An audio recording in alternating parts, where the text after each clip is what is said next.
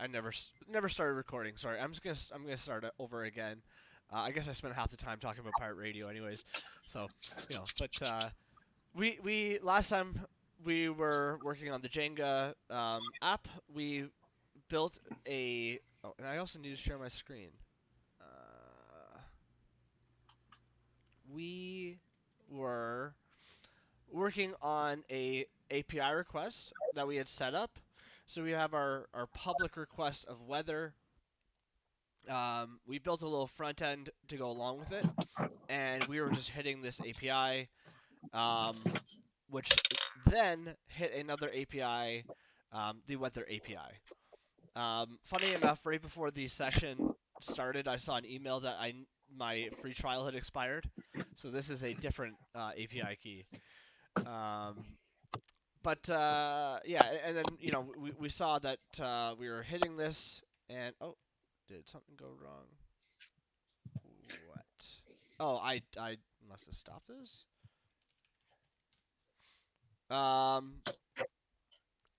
Yeah, we were doing that. So now what we're gonna do instead is we are going to. I thought it'd be really cool just to demonstrate. Like I've never done something like this, but similar to this. Same pieces, same like core functions that we're going to be using, but I haven't done this sort of like setup. Is I am going to put this perform request behind a worker, right? So a worker is going to continuously spawn our perform request.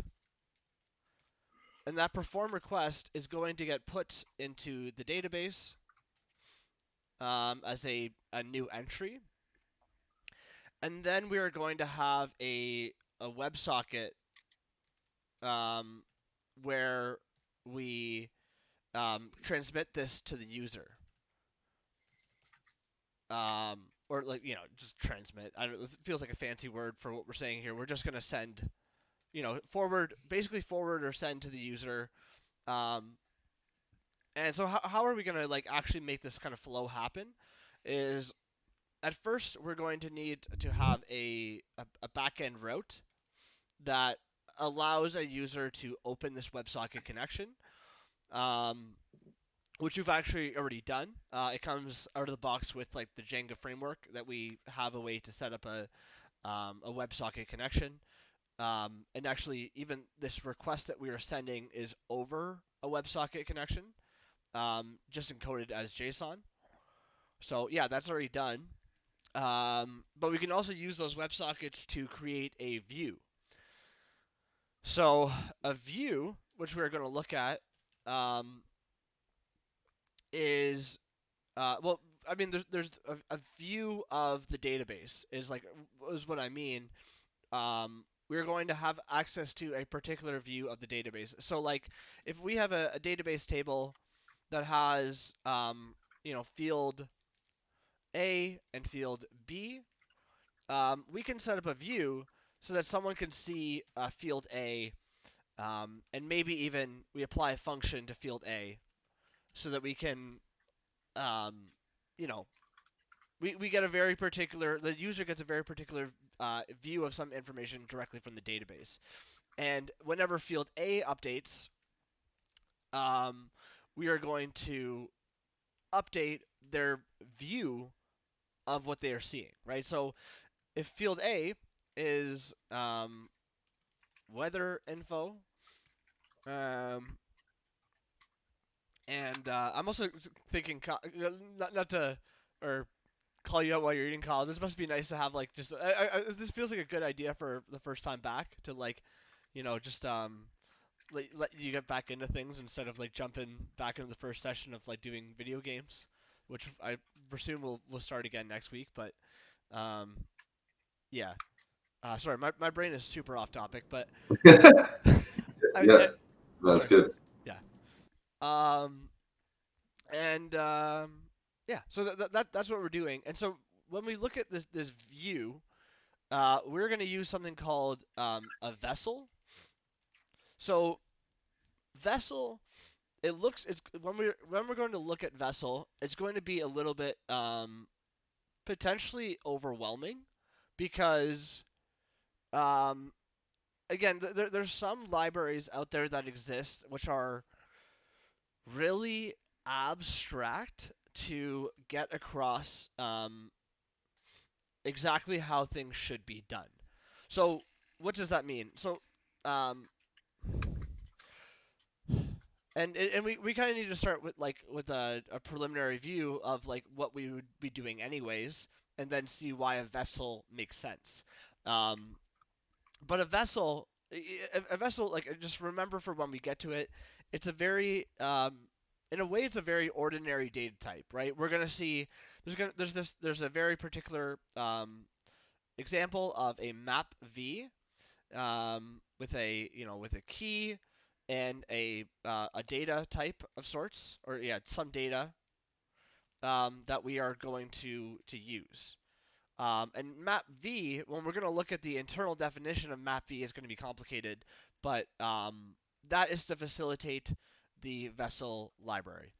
Um, so that's how, right. So that's how we're going to do it. The view and the vessel and all of that is going to pertain to our users API of our WebSocket, um, and we're just going to simply put this perform request a um, behind a worker. So that'll be the easier part, and we're going to start right there. As this is running, okay, perfect. So if I want to set up a worker, we have some worker examples here. And so this is a worker that comes out of the box with Jenga, and this is our send email worker. Um, and so all send email does is just literally send emails, right?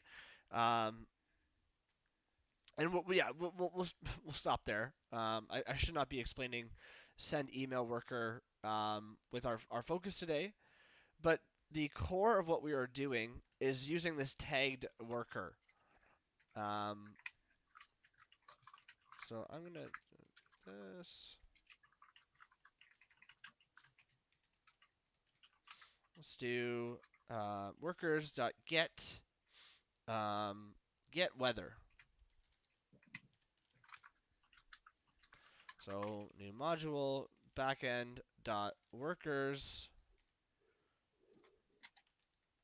dot get weather. Okay. And this is going to be our get weather worker.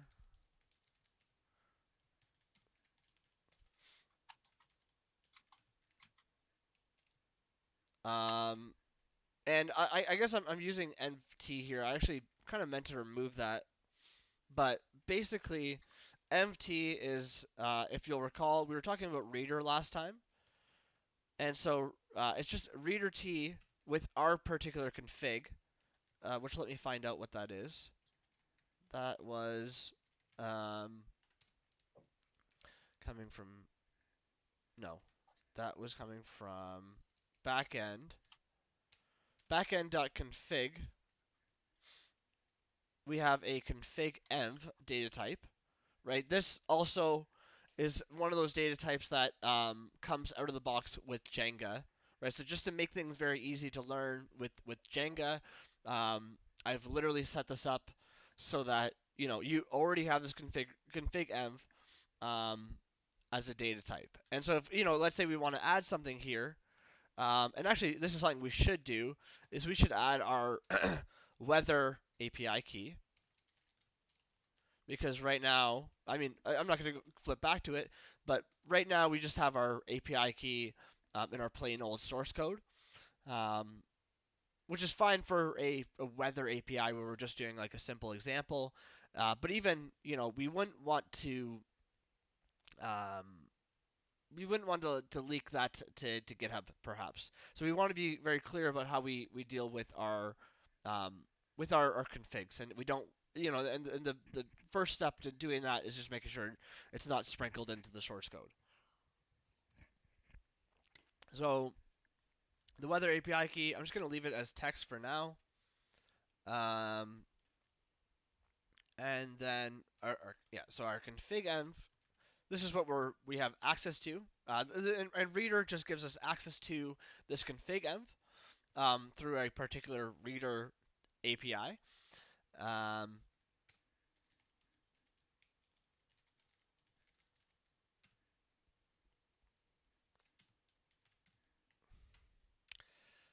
so and you like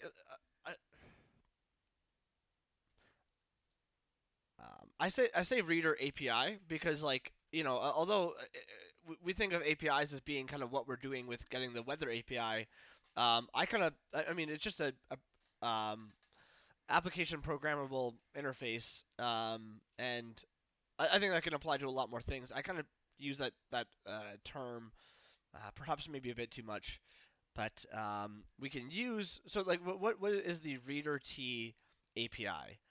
Do I have localhost running? Yeah. So I just to remind you guys, I have a Jenga, or sorry, I have Hoogle running. So I just run ob Hoogle here, and I have this running here. So this has now all of my. I guess this is actually my Ace Hoogle, but it should be this. It should be. No, actually, I shouldn't do that. Let me do the Hoogle from Jenga, and I'm going to say ob Hoogle. But we'll use this for now, just to keep things going. The the API that I'm talking about is if we look at reader T. Where are we looking at? I think it's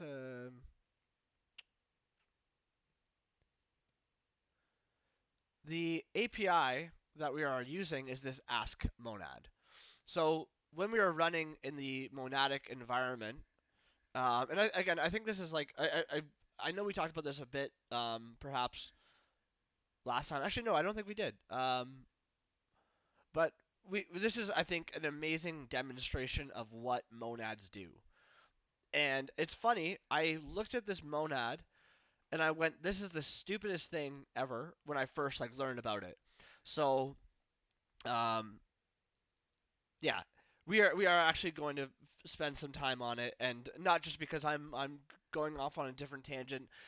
This is intentionally spending time on this, and so what's cool about Reader T is that it's actually also used in something that is supposed to sort of supersede monad transformers, right? So Reader T is an example of what we would call a monad transformer.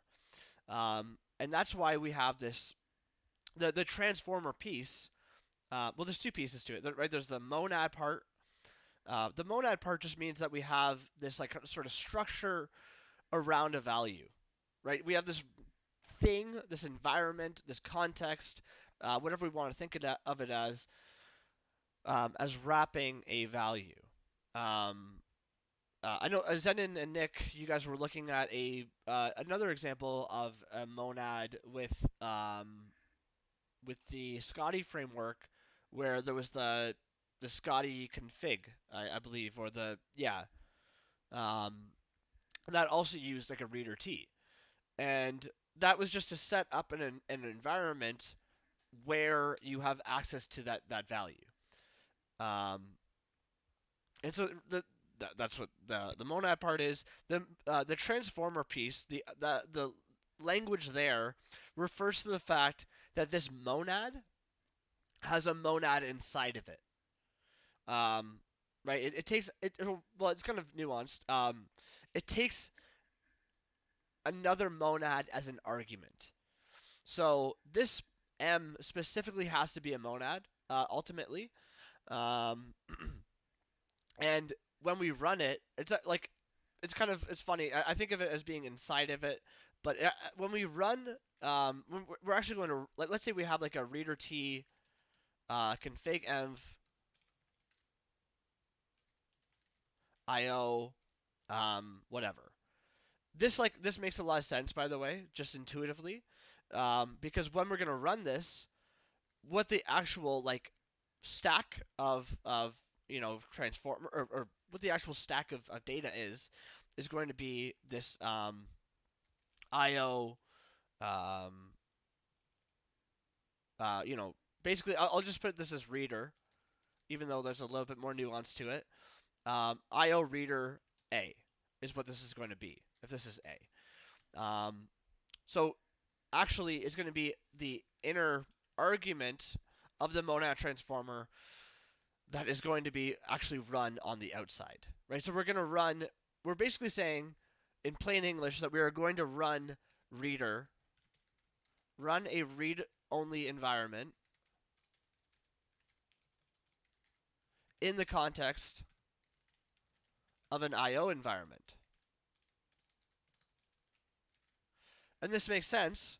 The why of this makes sense, or the reason why this makes sense, is because like intuitively, if we look at the main of any Haskell program, we are going to be running in an IO environment, right? We're going to be doing, print hello world or something, and that is going to be happening in an IO environment. Um, we can but we can add to our environment, right? Like, and the fact that we're running in an IO environment tells us something about what we can do. We can, of course, if we're running in an IO environment, we can do more things. We can print, we can read files, etc. But we cannot read, we couldn't do a print in a pure function, right? There's no way to do a print in a pure function. So we need I/O to perform certain functions, and that's like an establishment of how Haskell works. Um, Now we can add to this environment, right? We're still in an I/O environment here, but on top of this, I can say that I want to run reader T. Um, and this is let's just say for now, I'll skip this second action, or sorry, the second argument here. But then we have this. I'm skipping the first argument and going to the second argument. Then in this context, this here, right, this blank space here, is now a a reader T.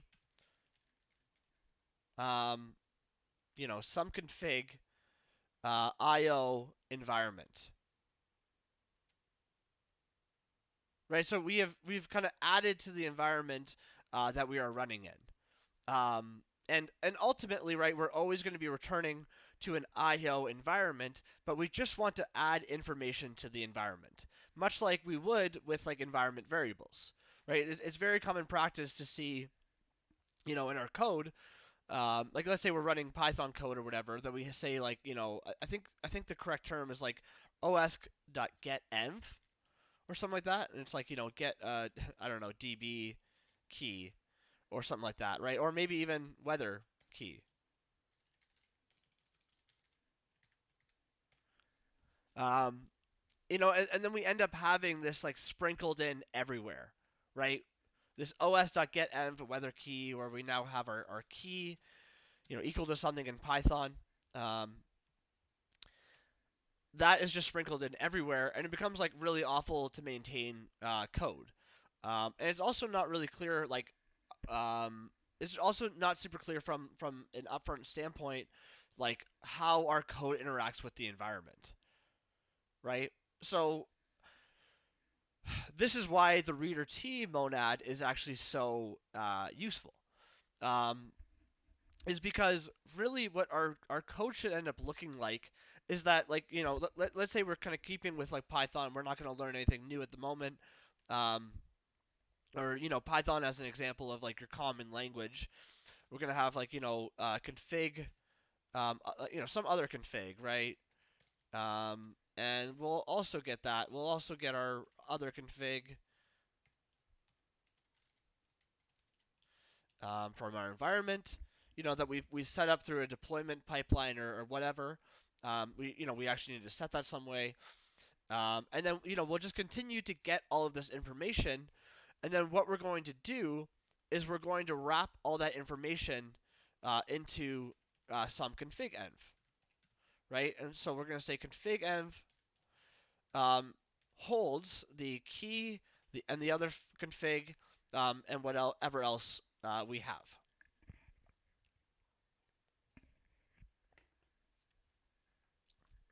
Any questions at this point, or does that all make sense thus far?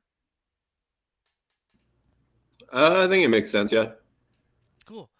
Um, so like, and the this config-env, right? What we want to do to keep our code clean and to have good coding practices, which is like really the whole idea of Haskell is like, it kind of why why I like it as a teacher is that it teaches great coding practices. We could I could teach this whole course and or whatever in Python, but it just wouldn't it wouldn't really force us to be our best. Okay, that's done. I'm just gonna change this. Cool. Wouldn't really force us to write our best code. Whereas like you find with Haskell that at the end of the day you're like, wow, this is like the most beautiful code I've ever written.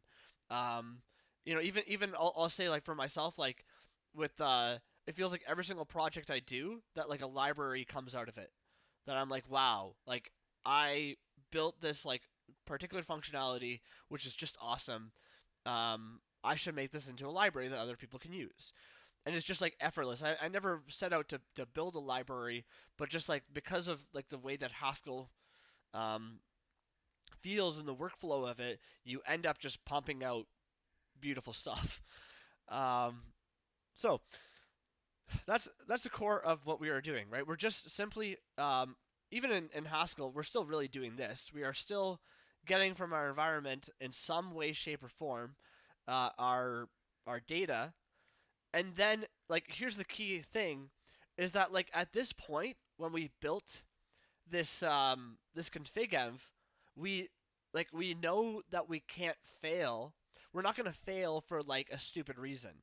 We're not gonna fail, um, because our database key is not set, or we we never should have tried to begin with, kind of thing, right? Like if we can't get certain information from our environment, there's no way that this action we are going to run here is ever going to work. So what that means is that like once we've gotten to this point of run reader t with our config env, we have built something that cannot fail, or we have built an element of our code that cannot fail.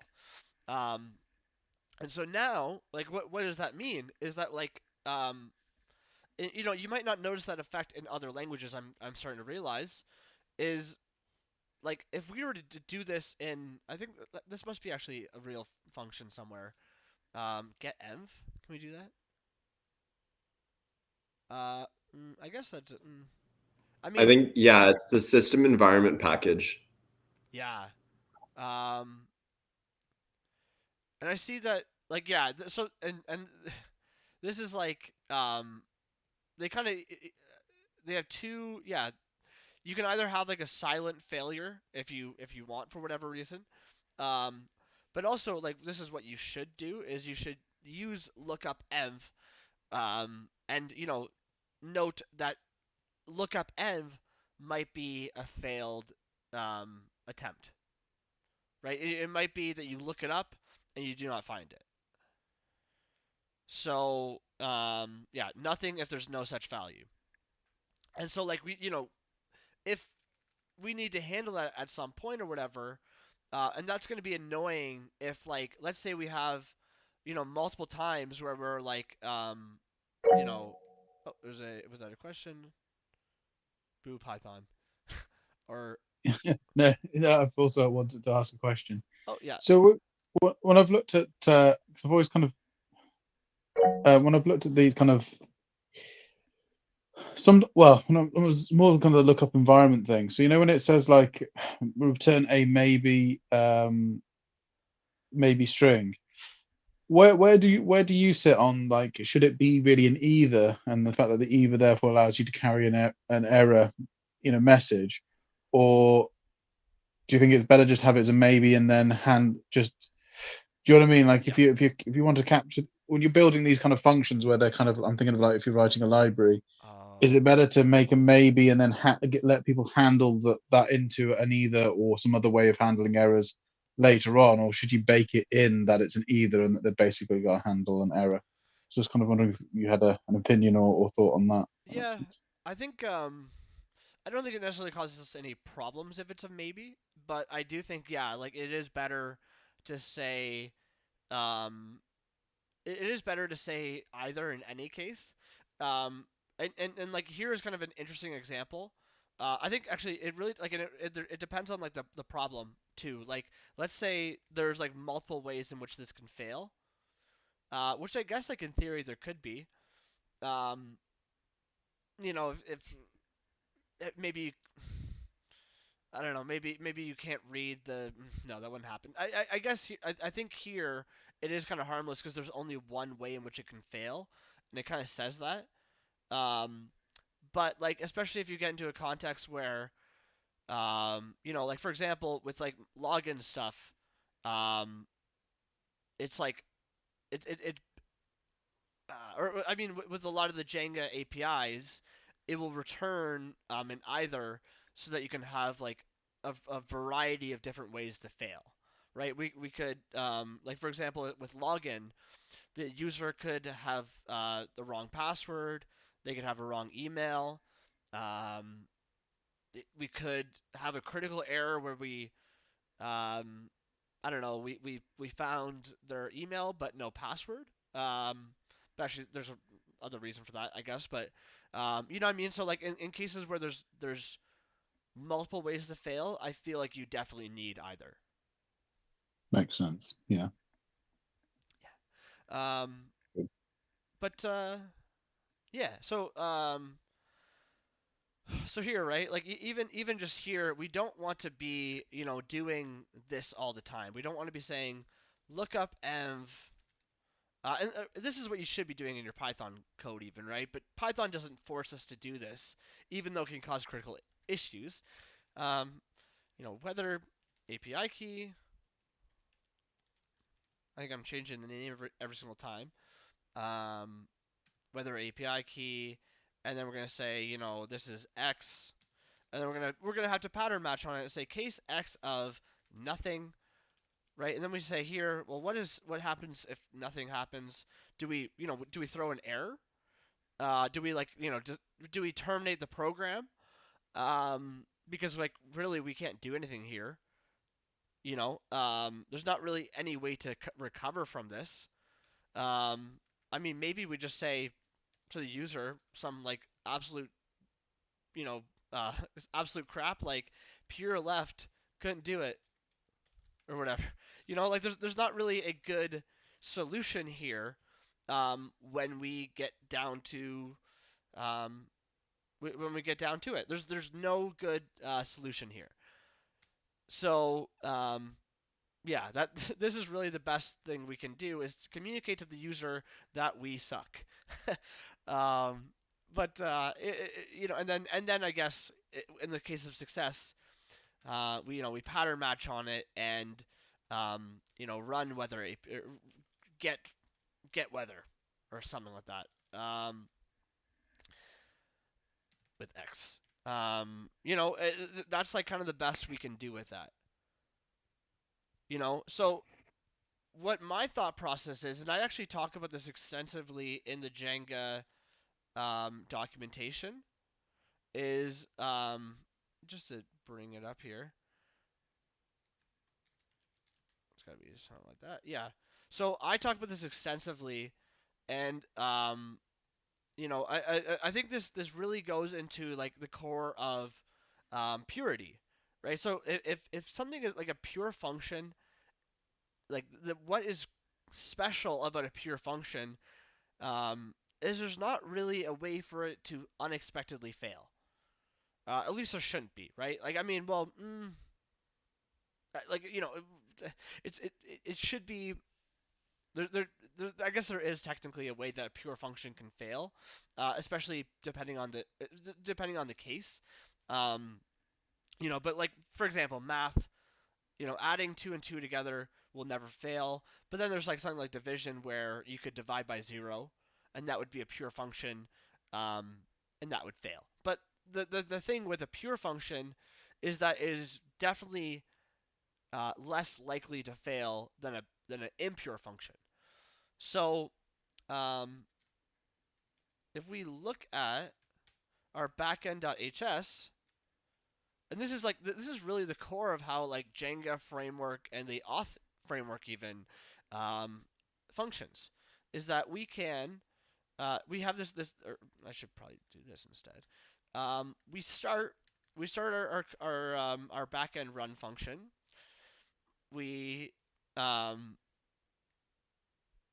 we get our, so this is just getting our configs, which is essentially just our the contents of our config directory as a tree. So like if we have config here, or what am I doing here? Let's go find file. See this? We're gonna have a tree of a directory that looks something like backend slash admin address .json. And then we're gonna have backend slash client session key. Backend slash smtp.json. And these are all going to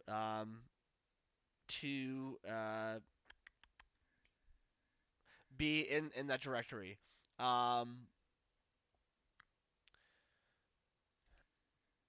And these are all obviously like private configs, to be clear. So you don't want to you don't. Obelisk actually, well, this is not. This is our scope for today, but Obelisk actually handles this pretty well for our configs. So that we don't expose production configs. So everything here, I don't even know what I have here in the contents, but it's definitely just made up crap at the moment. And then, yeah, so get configs. So this get configs is going to provide us the directories of config as a map, as I said, and then we're going to pass that configs to make pure configs or abort. And make pure configs or abort is essentially just like going to do exactly what it says. It's either going to make a config that we can rely on for the rest of our program, or it's going to fail to start up the application. Right? So what that actually looks like is, do we have an issue? Oh, yeah, of course. Actually, this is a good next error to fix. But what this is going to look like is that we are going to either like throw a critical error. For example, here, this error, if this no route set happens, then we are going to fail. And the reason for that is because in our application, we're going to do stuff like, send emails to the user where they should have like a link to our platform. And if we don't have the ability to get, for example, our base URI, then there's going to be no way for our program to essentially write out. Actually, let me just. There's going to be no way for our program to build a URL that looks like localhost or whatever, right? We're not going to know. Our program is not going to know for sure that our the localhost is the base URL or whatever. And so since there's no way to do that, we just want to start, or we want to fail on startup if we cannot eventually do that. This is just bothering me. Okay. And so what are we actually doing here? Is we get past our DB pool just because that's part of our config env, or at least the way I've done it. That's not vitally necessary, but and then our configster.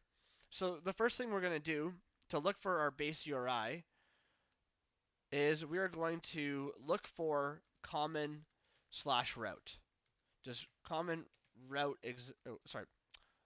configs, and then in configs does common slash route exist, it does.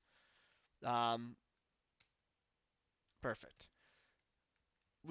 This is going to return us a maybe, and so we're going to say if it's nothing, then we need to fail. From there, we are going to have a text, right? So maybe, for example, I have like extra characters in here, and so I am going to first decode that from actually byte string. It's a byte string, and decode UTF-8.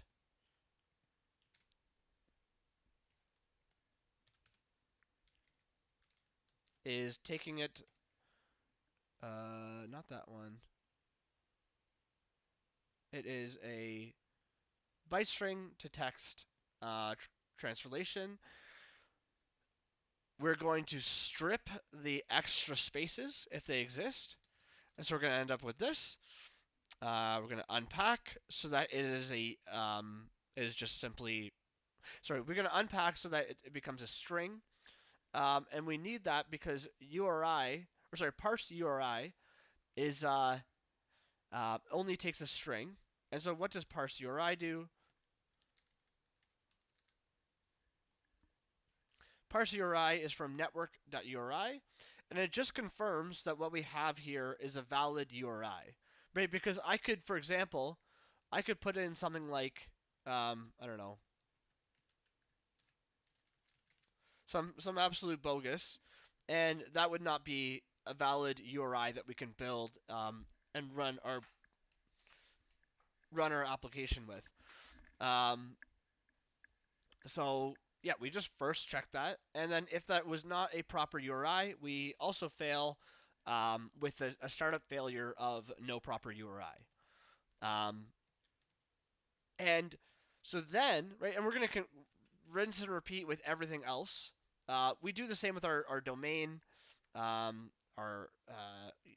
other stuff, our our admin address, and we are just going to take what is the variable here? The name of the variable is base URI, and then base URI is going to be a field of our config env. Right, and so now from now on, the rest of our application can absolutely depend on this being true. And actually, like what's cool as like a demonstration of reliability in this case is that because of this, I'm able to build the Jenga auth framework. Right, the Jenga auth framework basically is saying you have a config env. It doesn't need to be named this or whatever, right? But you have this concept of a config env. Does this config env have a pure way to get a base URI? So can I, for instance, if you give me your config env, whatever that type actually is, can I get back a URI? And so if you have a type that can do this, then you are able to plug into the Jenga auth framework. And only if you kind of follow what I've done here. Right? If you were to kind of break the purity pattern, then I can't really provide you authentication. Because I can no longer make that strong assumption. Does that any questions there or?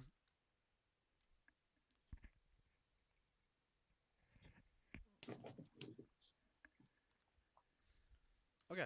Nothing from me. Right on. And yeah, I guess I've also called it MT. To say that this is the environment I'm going to be using, and it's just a reader T with a config env. And also note too that with the design of reader T and the APIs that it provides, it does not allow us to ever mutate the config env. So whatever values we have here is going to be on this left side here. Whatever values we have here is going to be the same value or values for the lifetime of our program.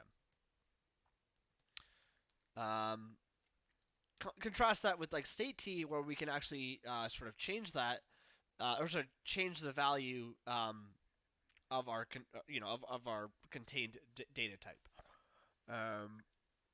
Yeah, but so it's a read-only environment, and so for that read-only environment, there's only one function we need, which is this. Where is it here? Oh, did I scroll past? I definitely did.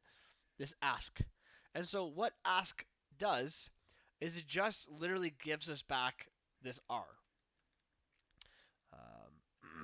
So I'm going to go back to workers.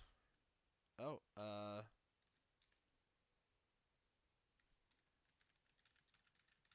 I not save it?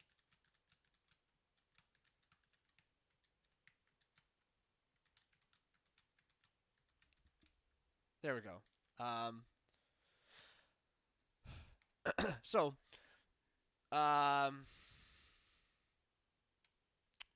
what was I trying to show here? Oh yeah. So in this context, right? We are. I'm gonna remove that just so we don't clog up space. In this context, we are able to say ask. Right? We're able to call this function of ask, and the reason we're able to call it is because of this reader t rm context, right? Which is what we are running in. And you'll see this with run reader t. There's like just to show that there is no magic happening here. Um,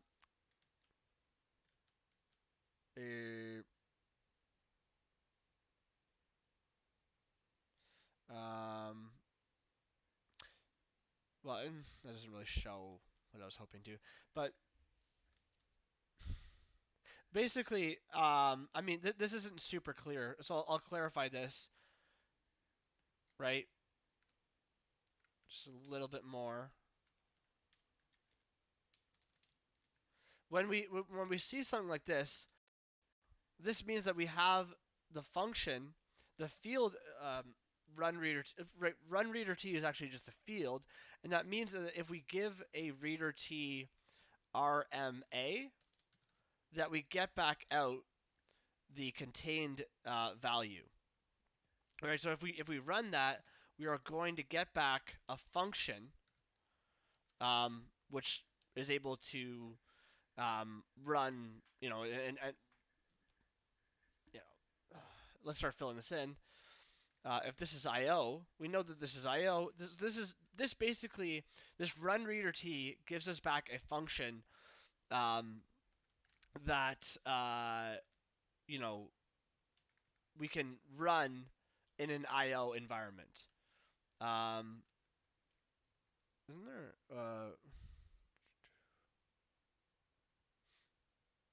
Have I been calling run reader t? That kind of feels. Oh, whatever. But yeah. And so here, right here, for example, we could ask our config env. We also have asks, right, where we can even perform a function, right? And you'll see this. I do this a lot. So we could say asks weather API key. Asks weather API key. Did one of my things just close? I guess it did. The reason we can do that is because this is just a lambda function where we are saying, call weather API key on the field, or get the field of our config env. And that's what the asks function does. But we can, of course, just short form that to saying asks weather API key. And that's valid code. And so now we have our weather key, and we can just do, instead of all this crap here, we can just say get weather.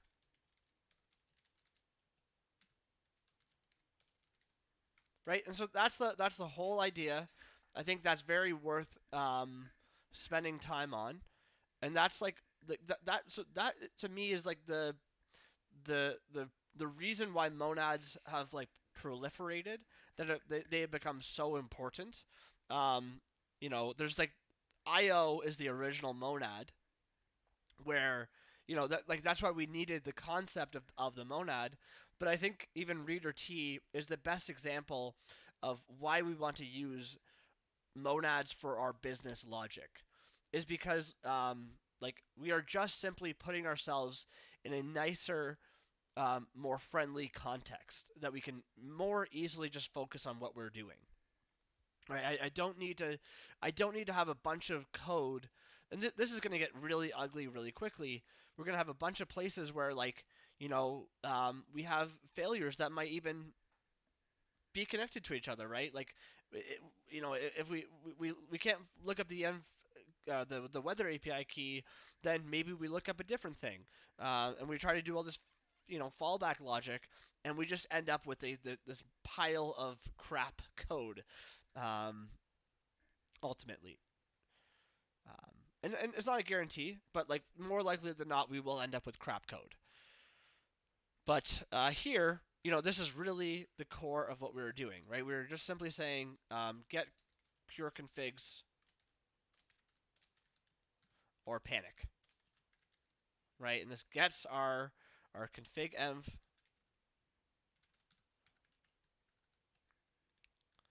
and then we can pass this to run reader T and perform some run reader T action. Does that make sense so far? Because that's the core. That's the entirety of it. Um, okay, so I'm gonna. Oh, that sounded like a question. Oh, that no. Okay, cool. Um, so yeah, this is now our get weather worker, and let me just look at the other email worker to see what else I need. Um, yeah, I guess that's really it. Oh, I should probably change this to weather worker, and I'm gonna run this every 3 seconds. Do I need to Oh, sorry, microseconds. No, okay, that's just imported from somewhere. I'm gonna copy the imports because I'm lazy and I don't want to bore you guys with that.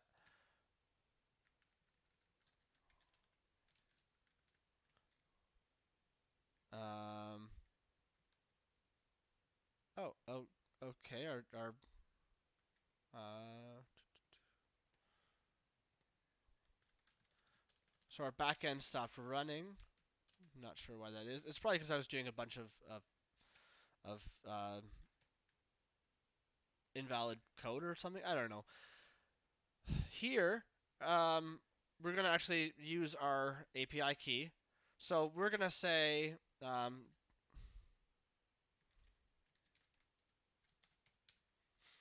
our weather API key is the field.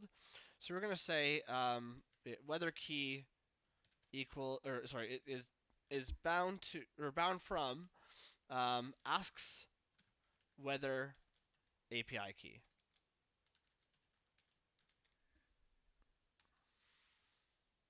Okay. Um, oh, and I also need, just because I'm running with a Rhyolite function, I need to get my env so that I can run. This requires back an IO action. So I can still use my reader T logic, but I just have to run the reader T logic um, to bring it back to being an IO action. So I'm going to ask, and that just does nothing. Well, I can even just do this. I could just say ask, and now I have my env. We have some errors. So let's fix these errors first, because these actually were great useful errors. Um, I guess they usually are anyways. And so we want to look at backend.hs, and this is complaining. If we look at why this is complaining, this is saying the fields of config-env were not initialized in backend 112. Right, so here we were trying to build the config-env, but we have never, even though we've said that this type has a weather API key, we have not actually gotten this weather API key from anywhere. And so for now, I'm going to still be a little lazy.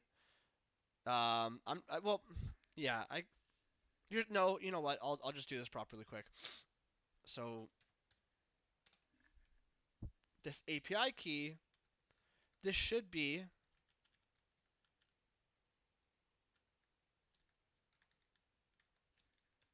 in our configs. So let's put this in backend because we don't want like anything in common will be shared with the front end, and in theory, while it's not easy to, I mean, an intelligent hacker would be able to get access to anything that we have in common. So it's really just public configs that we want to have there. So I'll put my API key here. I'll just put API key.txt. No, that's.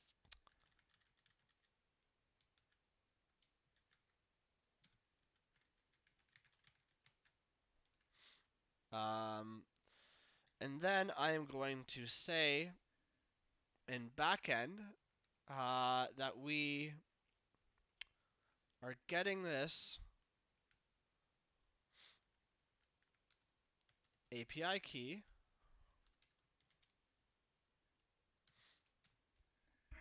from, so we're going to do map.lookup. We're going to look up backend slash, crap, what was I have no memory of API key.txt. Map.lookup API key.txt on the config map. And this is going to give us back a and that's probably going to fail because it hasn't. Just do that for now.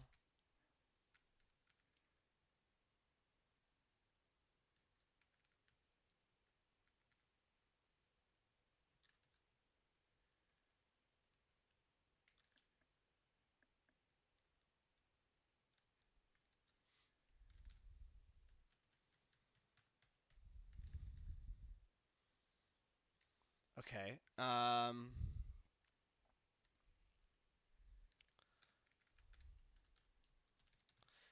just put a typed hole for now. So that's going to give me... Okay, so this is a maybe byte string. So what I want to do is I'm going to just say what happens first if it fails. So I'm going to say from maybe.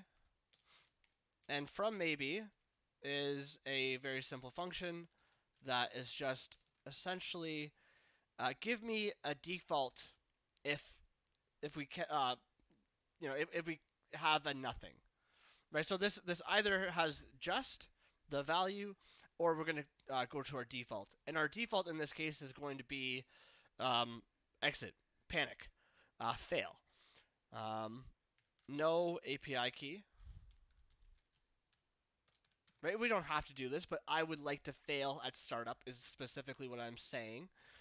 From maybe, no API key. And so now, what is the type of this? So we've reduced it down to a byte string. Okay, so I want to convert the byte string to text. And then, is that what I have? I believe that's all I need. That would be valid code there. So if I just do decode, that's a text, perfect. I'm also going to just do one other thing, which is I'm going to just strip the value to make sure that there is no extra extra fluff there. And then now I have an API key, which is the type of text. And I can just say that my weather API key is that value. And we see that we are running again, so our code worked. That's all we needed to do to get that API key into our reader environment. Now if we go back to workers, and we can ask, right, this is actually evaluated. Let me just start importing this.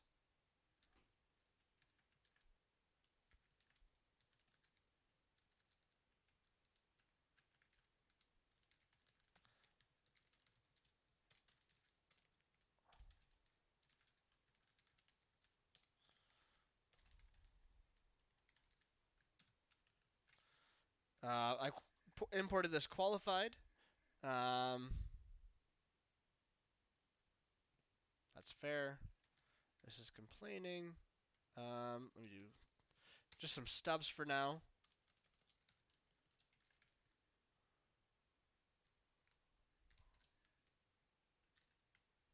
Wait, what?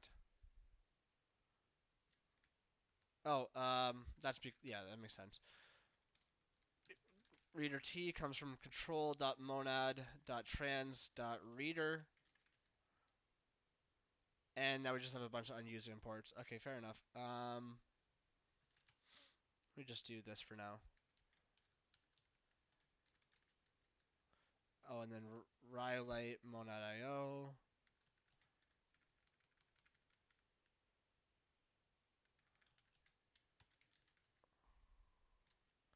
Config env is coming from backend config. Microseconds in it. I think that's from. Is that from types? Okay, perfect. That's all we need for now. What actually was that error? Oh yeah, because we're not using it. So this is importing, or no, sorry. This is just about to evaluate correctly. Let's just get that to not complain for a second. And then this is now complaining because we have not used the import. So for workers, and then this is where we're going to actually run. We're gonna start up our worker. So what are we gonna do? Okay, this is going to be instead get weather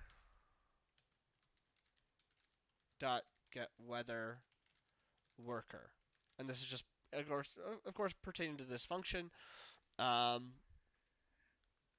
And what, just for context, like where are we running this? We are running this at the start of our application.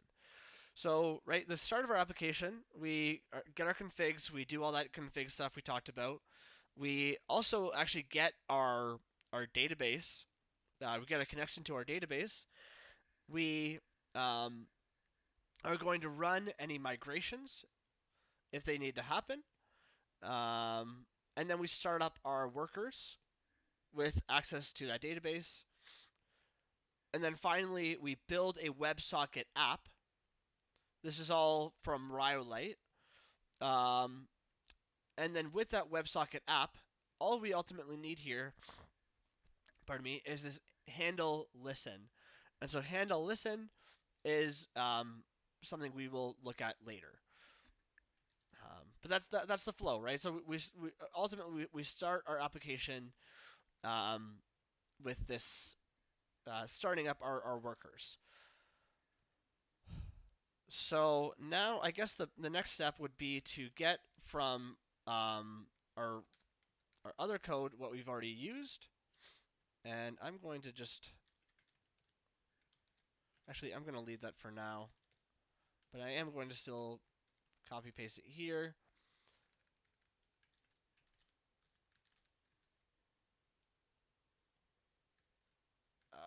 What's this complaining about now?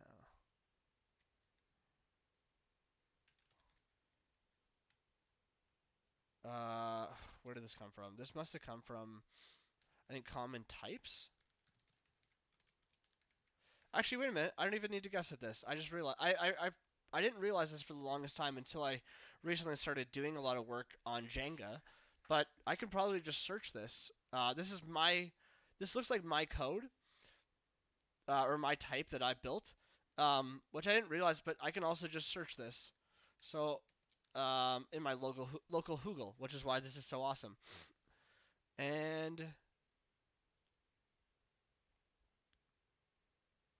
no, I don't know where it is. Never mind.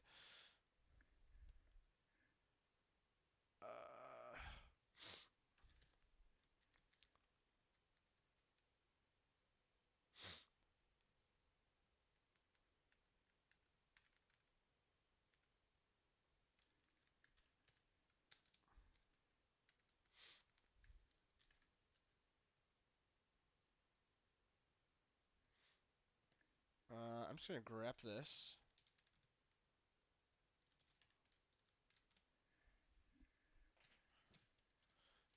I'm just gonna look for it in only Haskell endings. This is a data type in common.types. Oh, so why is this what? Oh, did I literally? Okay, I'm stupid. Um, I could have just tried that, but I don't know why that's not. Does it show up as just buried? Huh. Okay, maybe I'm not sure what happened there, but okay, then data.text.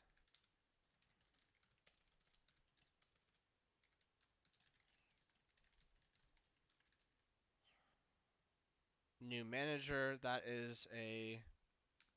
comes from network.http.client. That comes from that with TLS. Either decode, I believe is from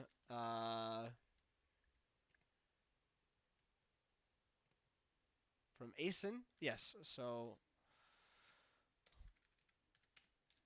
import data.asin,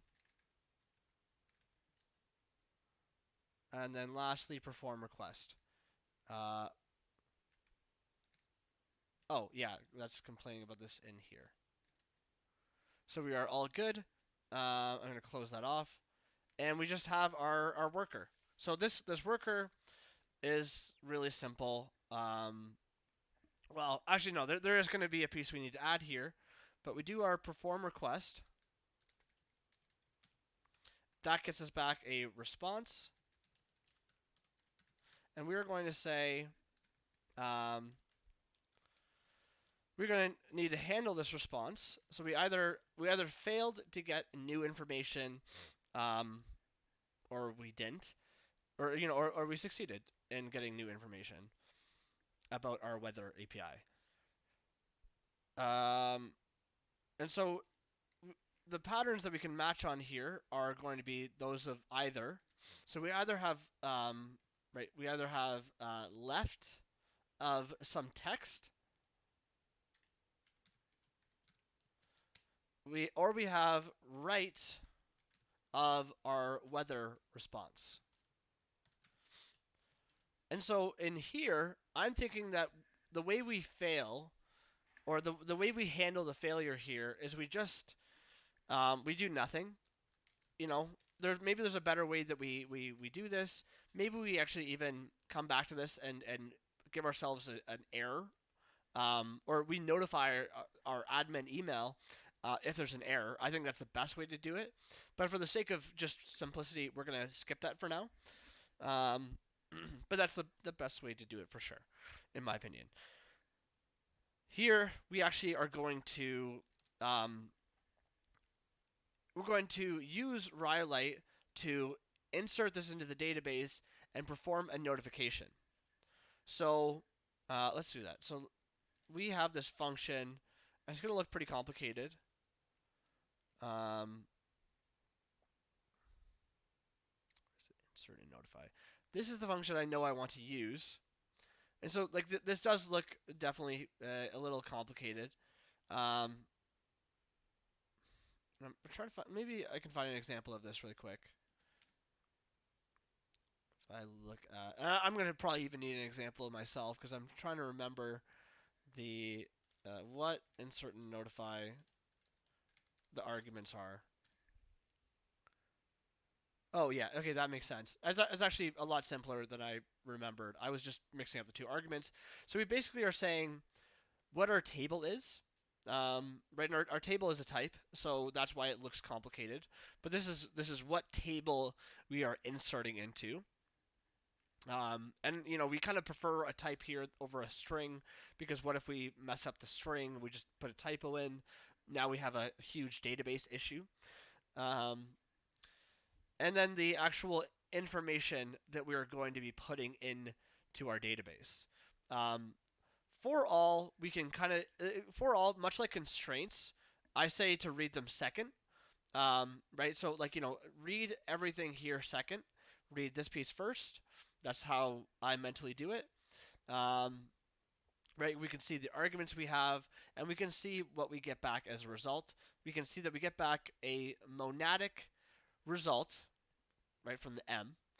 And this is going to be maybe a primary key identity. So I believe this is the primary key value of of the the information we've inserted, right? So we've inserted a row.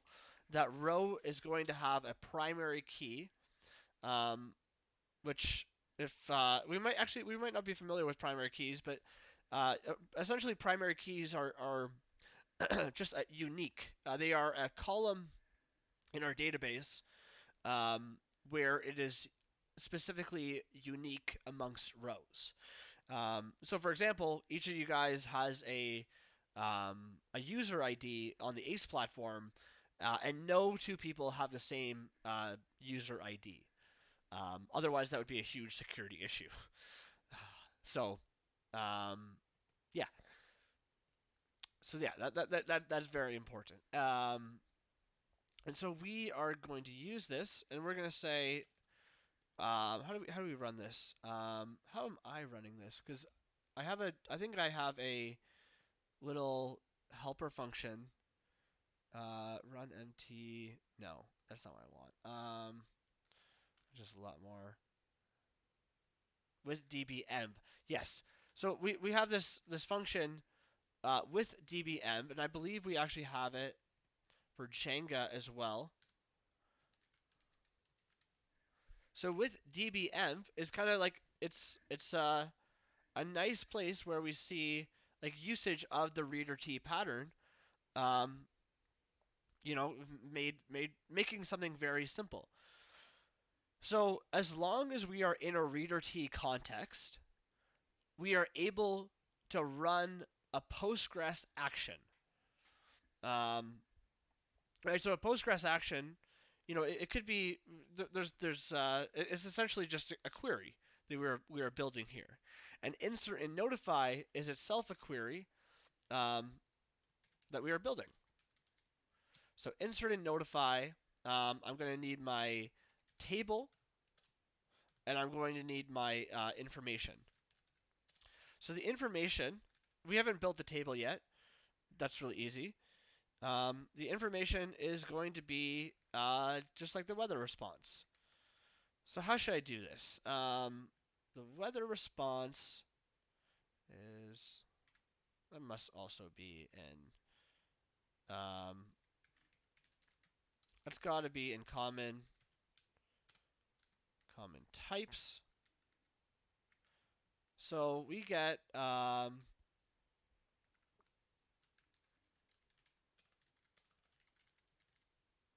yeah, we have our weather response, which is our location and current. What is current?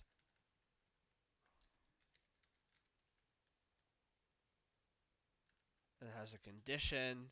I think this is just like is a bunch of fields of information. Okay, so what I'm thinking is the best I mean, maybe not the best way, but the quickest way to do this is that we are going to just flatten this information.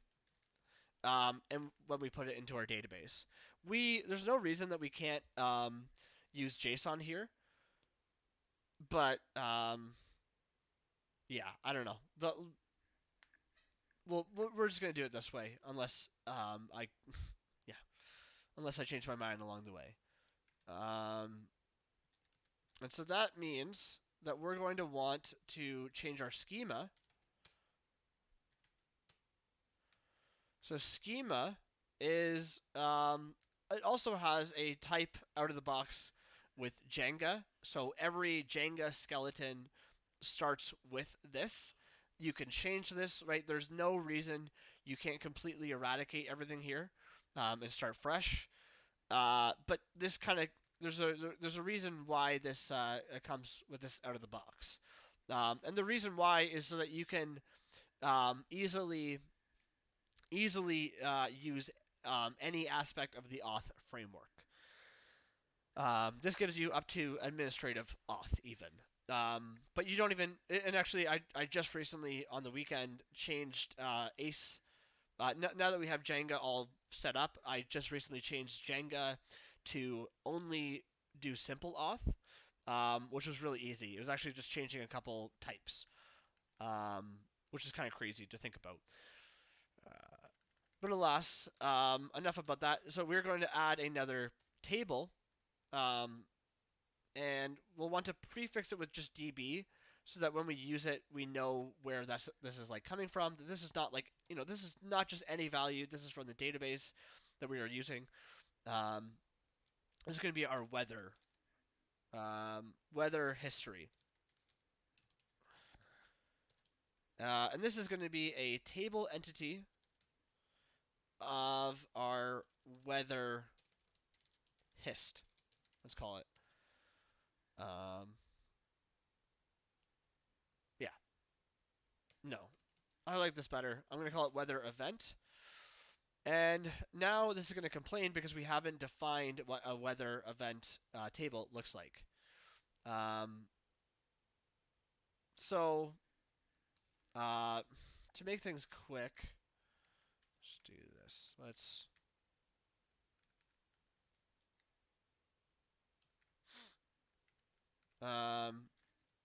This is the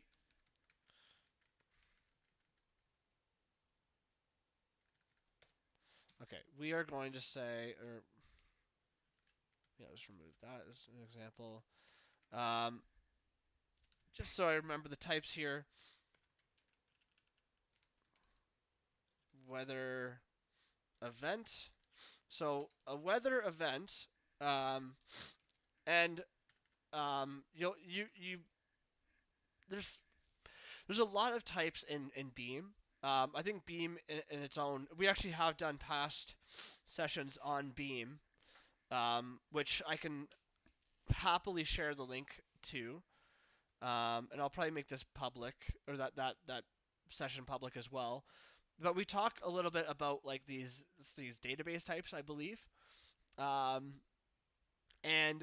what ultimately at the end of the day, you don't really actually have to even think too much about them until you get really deep into Beam and you want to do complex stuff with this. This is basically an API for us to get really fancy, is how we can think of it. But at the end of the day, it doesn't. There's through one simple reduction, it's just any other type. Yeah. Anyways, so weather event.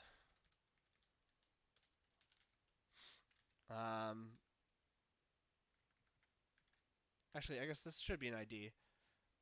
So that's going to be our weather event ID. And then we're going to go to types. All right. Okay, so we're going to need our weather event location.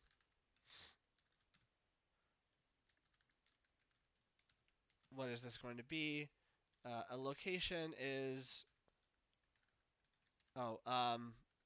maybe I'll say location name, and this is just going to be a text.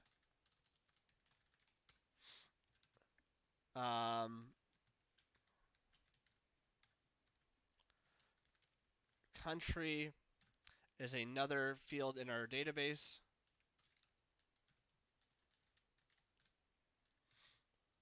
And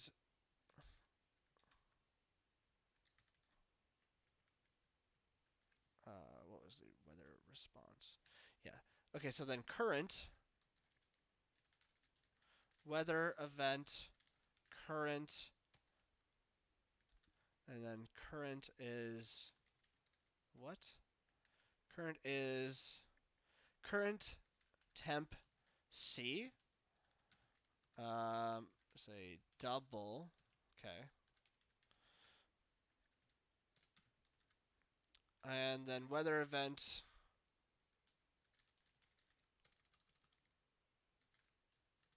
Don't know why I didn't just copy paste. Condition. What is a condition? Oh, okay. Current condition. And I'll just make this a text.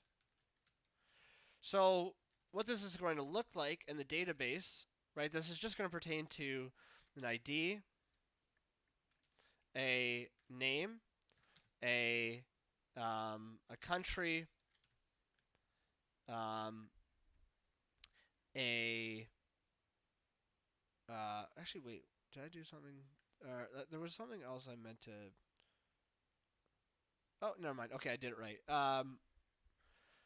I choose to prefix these just by the way with the name here, just so that it's very clear. And I think actually it is currently required by the Jenga framework, but that's something I need to fix, and I will fix in a couple days, um, to make that optional. But you still should do that, at least in my opinion. Okay, temp C, and then condition, right? So this is what our database table is going to look like. It's just any other normal database table where we could query it, even just through normal Postgres. We don't have to use Haskell, obviously, just to make that clear. But this will properly build our table. So does that work? Oh, okay.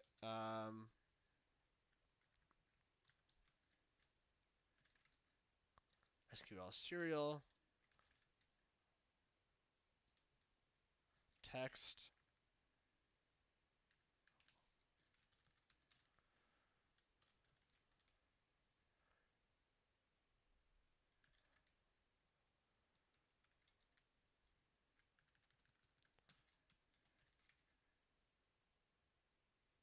Oh, and then that's just some thing we gotta change. I'm gonna need data.asin.that. So yeah, we just gotta change the code I copied. And let me just do this quick. Send email task with weather event. Okay. We're just making some very basic instances for our primary key. So what is our primary key? We have this weather event, and we actually make a different data type, right? So I should discuss table really quickly.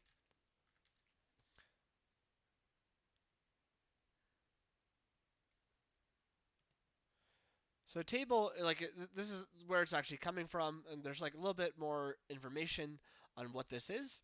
But there's one core thing we need to do, which is we need to make a primary key, right? We have an associated type for this class. Technically, this would be called a data family, a class-based data family.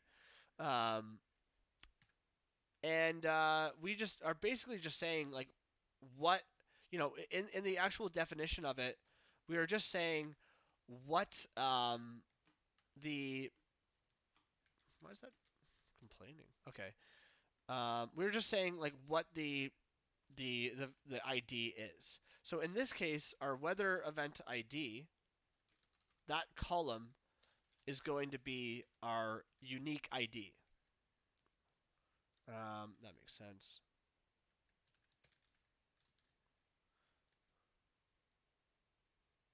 Oh, okay, and it looks like that's actually succeeding. And so I believe that's all we needed to do is we just built this weather event table, and we added it to our database. So the next time that we have no errors here, we're going to see that a database migration is going to happen. The Beam Auto Migrate library, which is being used in Jenga, is going to automatically generate a migration. I'm just doing a sanity check. Okay, I just want to. When it's quiet for a while, I just want to make sure that I'm not like haven't disconnected or something. So now let's go back to workers, get weather. Well, yeah, perform request. What were we calling before?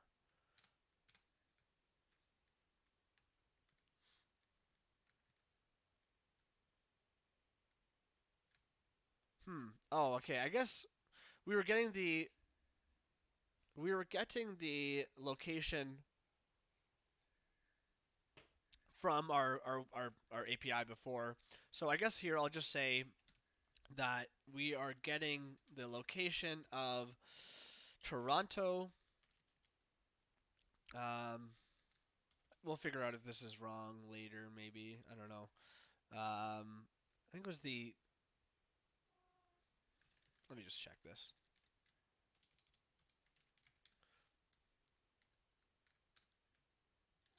Location. So name and country. Yeah, this is Toronto. Yeah.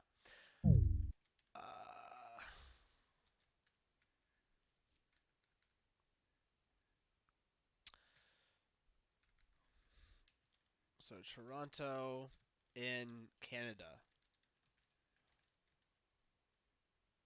Because that's where I am, or well, roughly.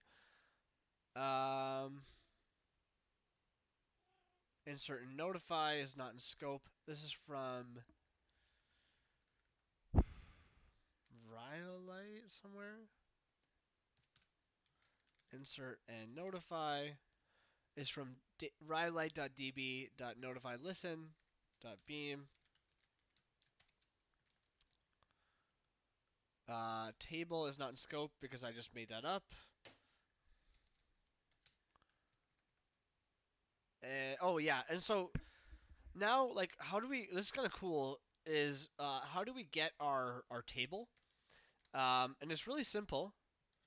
We just need to actually have in scope the module that we just wrote. So we have our common.schema module, and common.schema. Or wait, sorry, I'm actually well. We need to have that in scope. Plus, we need to actually have our definition, our I guess our runtime definition of the database. Um, so where do we run that? We have that schema, and then we have in backend.db, we actually create. This is like technically our definition. It's actually still a pure value, but this is our definition of the database. But this isn't doing any I/O. We should be clear about that. We are actually. Oh, that's too small. Just go and look at this. We use this. We I guess I refactor this a bit, but we use this in the context of like running our migrations. I don't know, where do we even?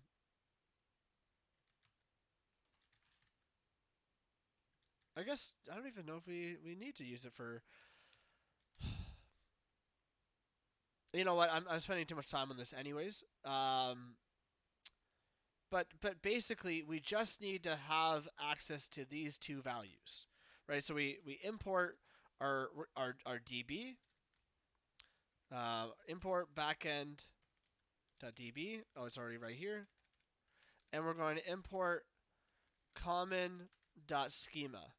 And this is going to give us the sort of not a Haskell lens, but the lens that we need to interact with the database properly. And if we don't interact with the database properly, we're not using our own API properly, we're going to get a type error. And so there's no way at this point for us to do something really silly with our database. Import common schema. And all we need to do now is we just need to call db weather history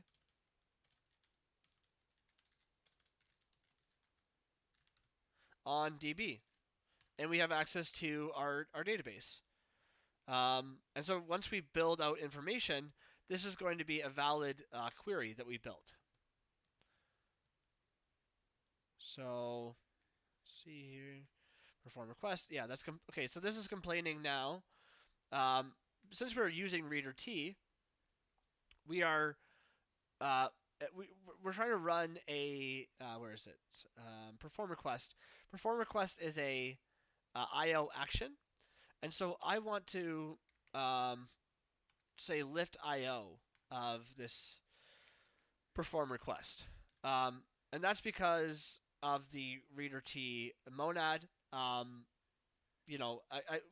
This is basically checking that in our monad stack, do we have an ability to do IO?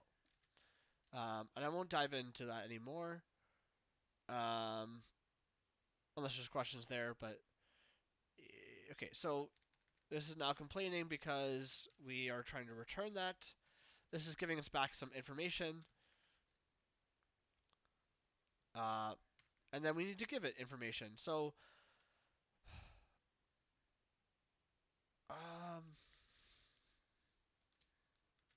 let's just say this. New DB row. Let new DB row. And this is just going to be based on our schema. We're inserting a weather event. And so how we build a weather event is just like how we would build, any other record. Is we say weather event, and then I'm going to use this syntax just for how nice it is. The I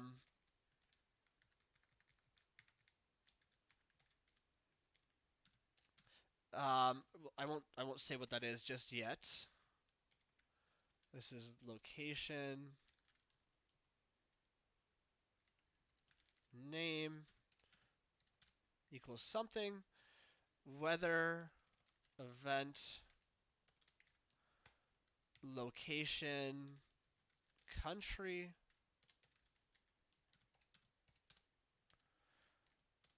Side note, I am proud of myself because I feel like I got faster at typing since I started doing YouTube stuff.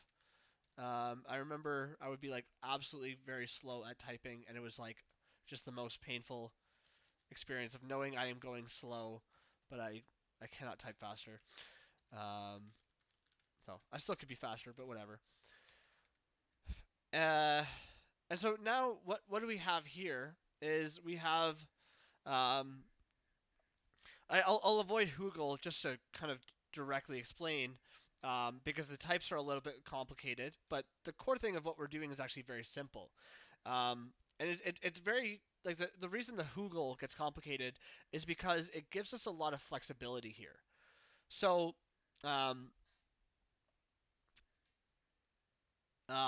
anyone have any idea like what we would want to do for ID?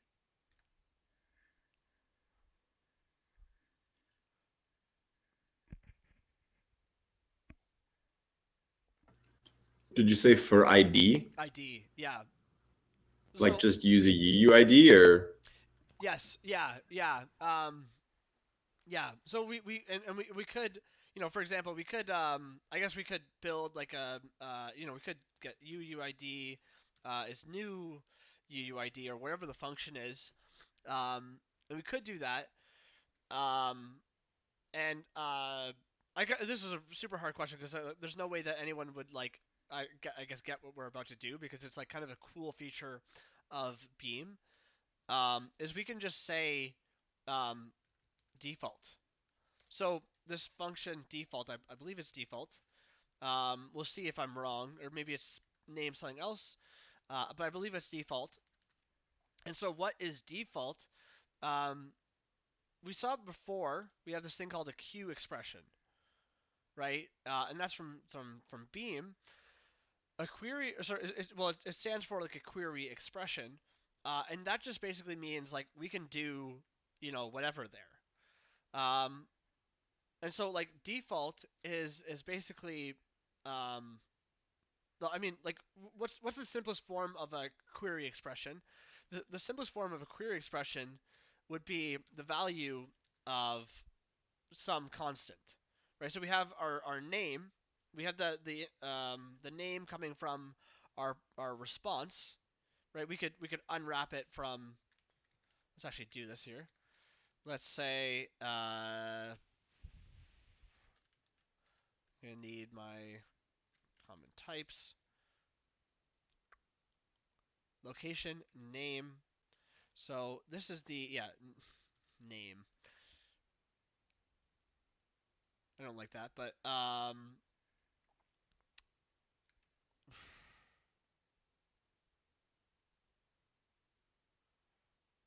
gonna change that.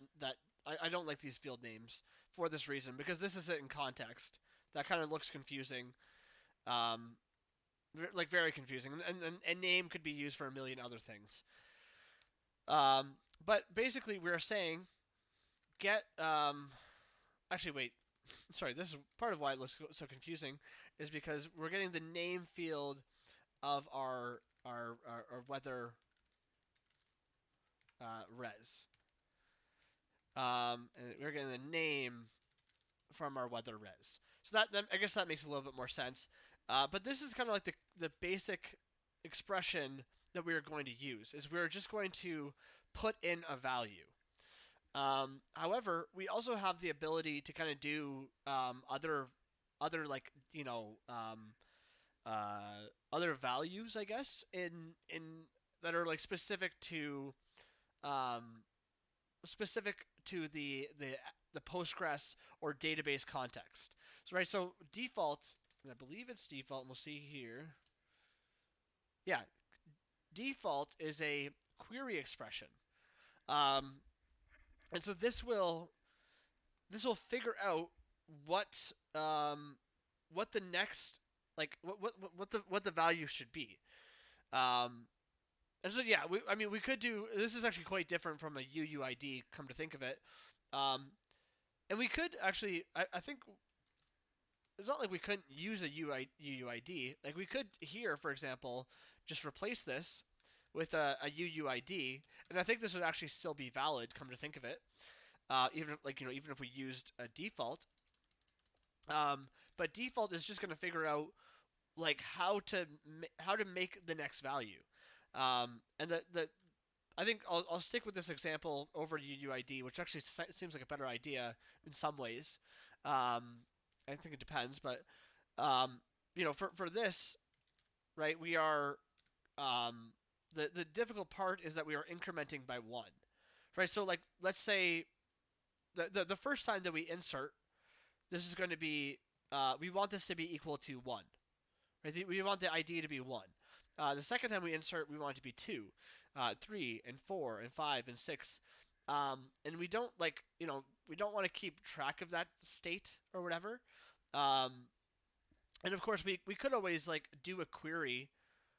We could do a query to get the most recently put in, right, the highest ID, and then add one to that. But we don't need to do that with Postgres. Postgres actually has a built-in way to get the next value, and that's through something called a sequence. So we'll keep track of this increment, and so that's what we're doing by just using default.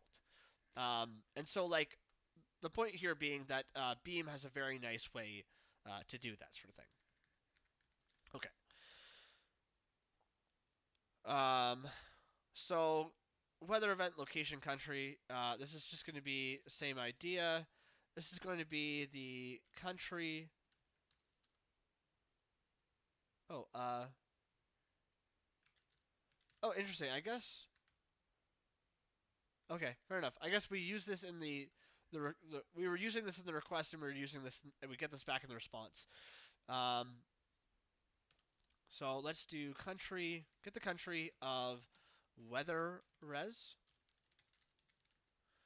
Let's do get the country, or sorry, get the temp C. Uh,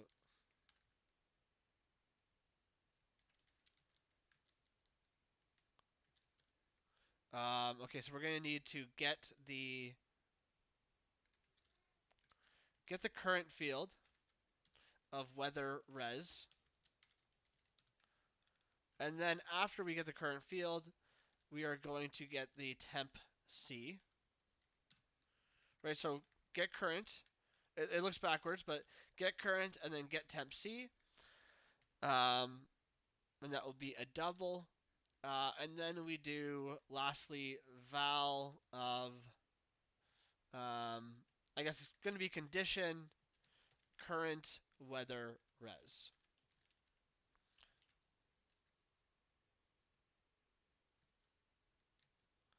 And this is from database query.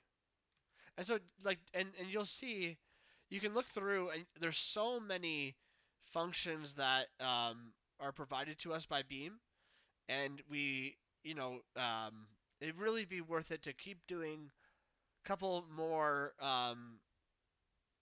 like many more sessions on how to use Beam. And I'm happy to show examples at any point. If you guys are like get into Beam, I'm very happy to show many examples of how to use it. Yeah. So okay. So what was I doing here? I was just going to import this. So I say import database Beam query, and this is complaining because I mixed up my types. Oh, I guess I also need to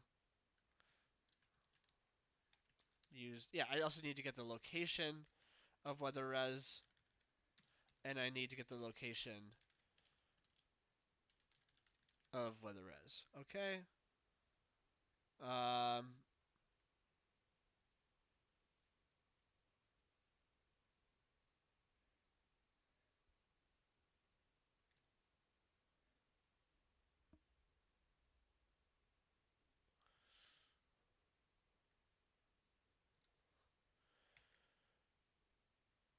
is that not what I did? Did I not?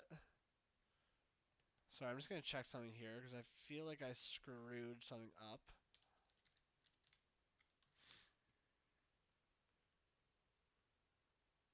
What?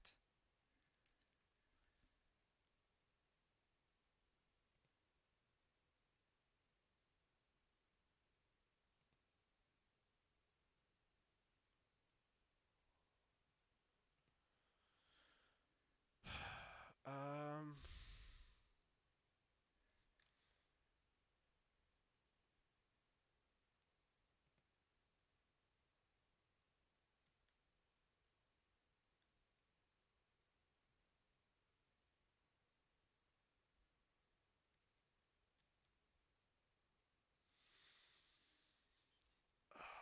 Um.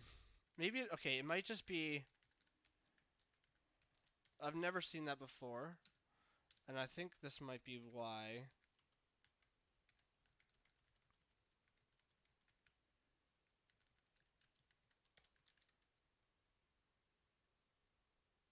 Oh, okay. So I just did something stupid.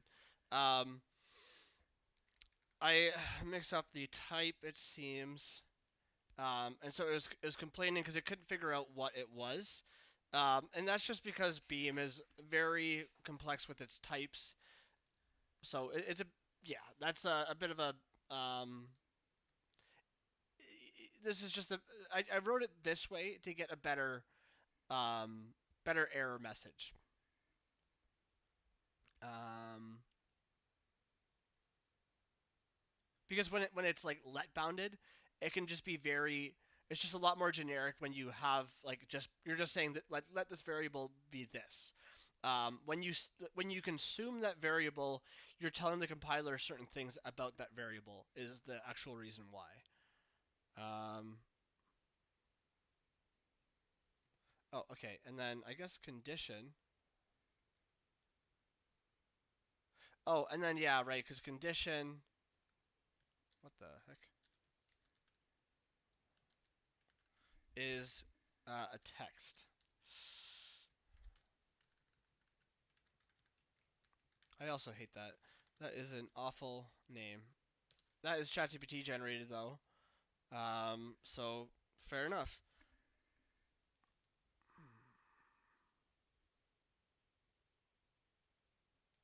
Oh yeah, and this one again. This is a bit of a nasty error message.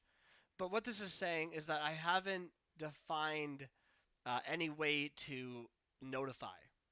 So this is actually kind of a good next step. Um, we don't have a so the if you're looking at a nasty error message, I usually try to look for something that says like um, n0 something 0 because that means that this is trying to um, it's trying to figure out what type you are using. The compiler will pick types or whatever, right? Implicitly in the compiler, it just makes more sense to kind of label types like that it does not know, using whatever name you gave it, or whatever name the library gave it, um, suffixed with a 0, or because even there's like maybe the potential for other n's in here, so it could be like n1, n2, n3, and it could be saying that n0 does not match to n1, and that's because it's trying to figure out what those two things are. So here I can see in this sort of, I guess, nasty error message, um, that we have no instance of yeah, we don't have a way of notifying. And I think this is also two. Did I remove backend types? Okay. So I should have this here. Yeah. So this is our notify type. I'm trying to remember how I set this up. Do I need to do anything else here? I shouldn't need to. I believe. Okay, so I'm gonna. Um, I might have to do more to specifically handle this error message, but I believe I just need to say notify weather event. And this is, oh yeah, no, you know what? The types will figure this out for me, um, which is actually why the nasty error message. But I want to say notify on the basis of any ID of weather event. Hmm.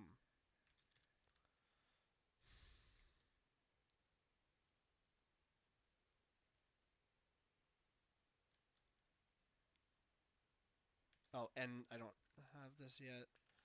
Um,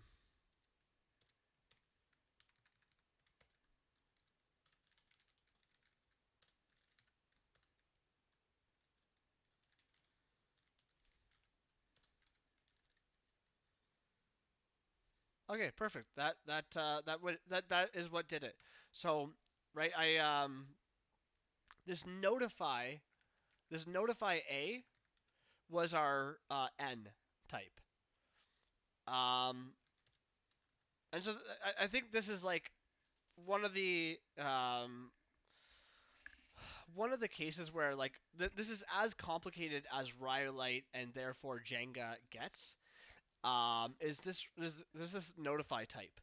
Um, but that's ultimately what we're doing, and it comes down to like why is this error message happening? Is because we're using insert and notify, and if you look at the type of insert and notify, you'll see that we have this, and then we look at, where is it? You'll see in the type that we have this uh, has notification constraint. It's actually even at an advanced level, I'll say this actually explains why the error message was resolved from just simply adding that adding that new uh, case to notify, right? Adding this code here, why that solved the constraint of has notification is because of this thing called this syntax here, which basically says for every a there is only one n. I forget what the actual extension's called. I forget what the extension's called, but actually let me find it quick. It is functional dependencies. So functional dependencies is saying that for every a, right, for every weather response, there's only one notification type that pertains. And so that is our notify weather event. Yeah. But yeah, that's as complicated as the Rhyolite framework gets, and thus Jenga. So let's move on. I'm happy to continue to explain that, but let's just move on. So we have done that. Okay, what are our errors? This is complaining that in this we have not used txt. Fair enough. And these are just warnings that I've said are errors. So 56. Okay, yes. Now we get into it. So here we have this. Where specifically is it? What this is saying. So this also comes out of the box with the Jenga template or framework. Is we have these like notify handlers. And so you'll see there's actually notify handlers that already exist for, logic we could run whenever we send an email or whenever a new account is created. And I shouldn't say send an email. Whenever we put in a task into the database to send an email. So there's a new row in the database that is going to lead to a database notification that we can pattern match on here. And just because there's a lot that I said there, I'm just going to say it again. Whenever we insert a row into the database, if that database table has a notification, a DB notification specifically, that is going to lead to our notify type that we were just looking at. Right, that's what this is, and we are going to be able to pattern match on this, and get back, what happened, right? So notify of a new account happening or a new weather event. This is going to give us back. We're going to be able to pattern match on the notification itself of weather event happening and what the actual value of that weather event was. Let me just say weather event ID. Yeah. And then what are we doing here? We are we use this pure MTV. So pure MTV, what this means at first, and we're going to change this, is that we are just giving back a map, an empty map. Why are we giving a map to begin with? Because what the action that we are doing is that we are stuffing the WebSocket pipeline for the front end to see, right? And so there is a way on the front end for us um, to listen to this event and do something with it on the front end. And yeah, I'm just looking at the time, and the next part is pretty heavy. So maybe this is a good point to stop for today. I don't know. How's everyone feeling?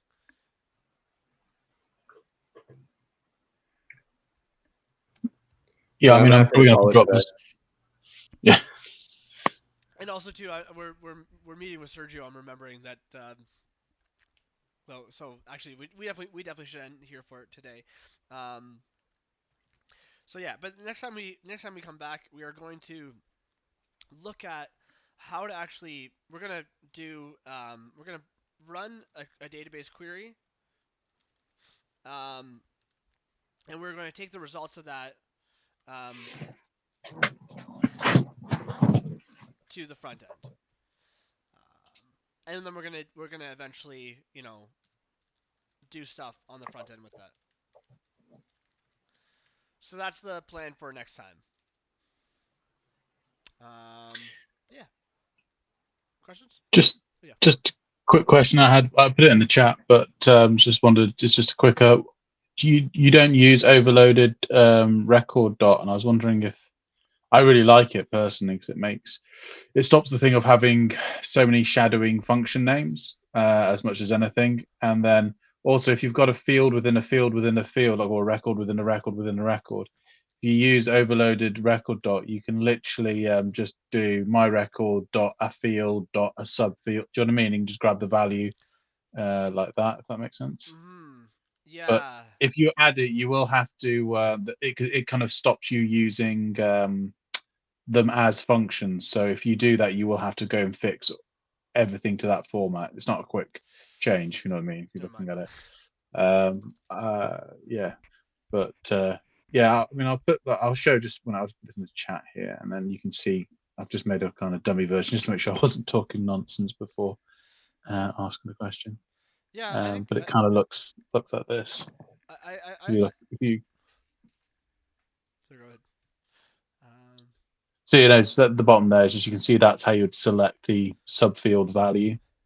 So you've got a field, a record within a record within a record. You can just go my record, our field, our subfield, and you've got the value straight there.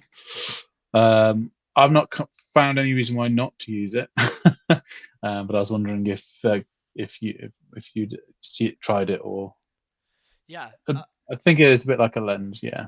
I'm just like I'm very much a creature of habits, and I think it makes sense. I think I'm just like I just like didn't. You're used to it the other way, yeah. So Fair enough, yeah. Because yeah, I just like is there any? I mean, there's no downsides to it or no like.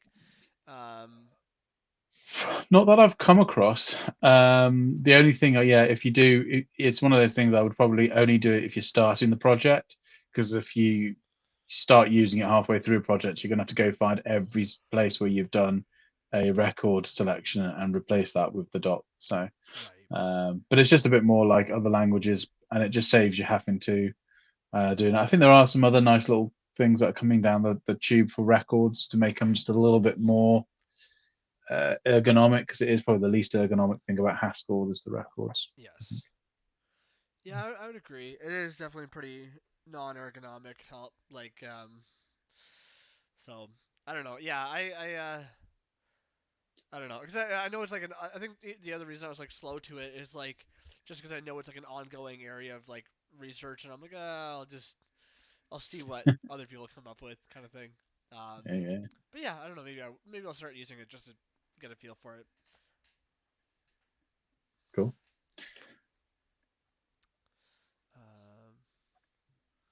Cool. Kyle, do you have time to stay on and review Sergio's Yeah, projects? yeah, I got a bit of time. Yeah. Cool.